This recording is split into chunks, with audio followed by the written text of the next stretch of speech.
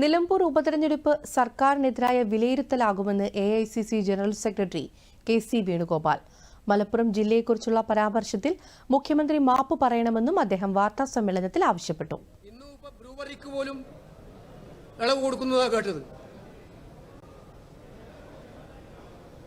ഈ കാര്യങ്ങളൊക്കെ പ്രതിഫലിക്കപ്പെടുന്ന ഏറ്റവും ശക്തമായി സർക്കാർ വിരുദ്ധ ജനവികാരം പ്രതിഫലിക്കപ്പെടുന്ന ഒരു ഇലക്ഷനായിട്ട് ഈ ഇലക്ഷനെ മാറും എന്നുള്ളതിന് സംശയമില്ല. അതുകൊണ്ടാണ് ഞാൻ ആമുഖമായി ആത്മവിശ്വാസം പ്രകടിപ്പിച്ചത്. എല്ലാ പഞ്ചായത്തുകളിലെയും പ്രവർത്തകരുമായിട്ടൊക്കെ സംസാരിച്ചപ്പോൾ എനിക്ക് മനസ്സിലായത് ഈ തെരഞ്ഞെടുപ്പിൽ അതിശക്തമായിട്ടുള്ള ഭൂരിപക്ഷത്തോടെ UDF നിലമ്പൂരിൽ തിരിച്ചു വരും.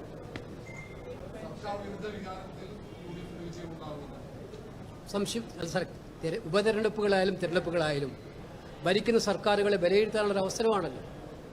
അപ്പോൾ ഈ ഉപതെരഞ്ഞെടുപ്പ് തന്നെ ഉണ്ടാക്കിയത് സർക്കാരിൻ്റെ ഏറ്റവും വലിയ ദുഷ്പേര് കൊണ്ടാണല്ലോ.